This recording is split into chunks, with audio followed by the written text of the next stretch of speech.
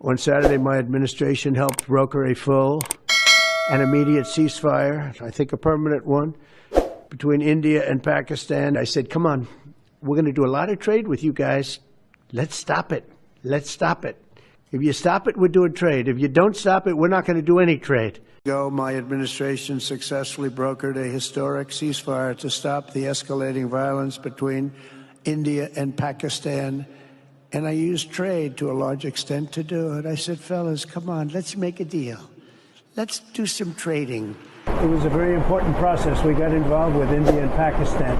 I think convinced them to let's have peace and let's go and make trade deals. And we talked to them about trade. Let's do trade instead of do war.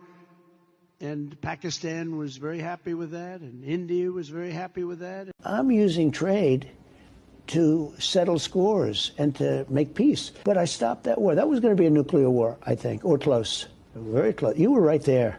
Yeah. And now everyone's happy. In fact, I told my people, call them up. Let's start trading immediately, because I'm a man of my word.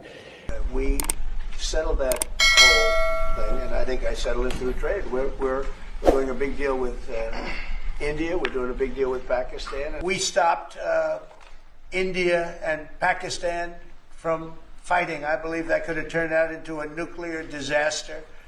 And I want to thank the leaders of India, the leaders of Pakistan, and I want to thank my people also. We talk trade. We're dealing with India, we're dealing with Pakistan, and we were able to stop potentially a nuclear war through trade. And, you know, I'm very proud of the fact that with India and Pakistan, I was able to stop that.